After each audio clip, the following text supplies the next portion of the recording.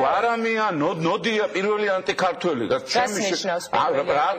მე ხელში ჩამივარდა წიგნი, რომელიც სკოლებში უკვე არის გავრცელებული, სადაც ბავშვებს ბოდიში და სექსს ასწავლიან 5 წლიდან, რომ 10 წლამდე რაღაც ერთი კრებულია, 8-დან 11-მდე მეორე, 11-დან 15-მდე მესამე, სახლში მოყავს 11 წლის ბავშვი.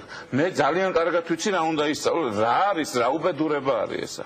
რა უბედურება იანოდიასთან ეს რამე კავშირი. იანოდია და ყოფილი მინისტრი ეს არის ანტიქართველი, მაგრამ განათლებაში კი არა, საერთოდ რა უნდა ამ ქვეყანაში რა. საერთოდ რა უნდა, არანაირი ფასეულობები და ღირებულებები მაგ ხალხს არ აქვს. ბატონო, ჩვენ აღარ დავთმობთო.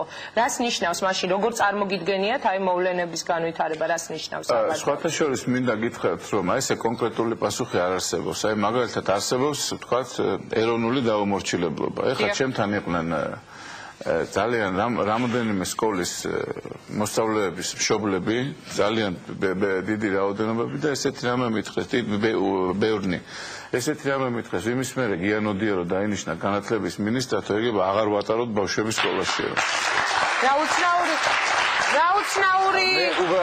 მე უბრალოდ ერთი წუთი ციცუმეს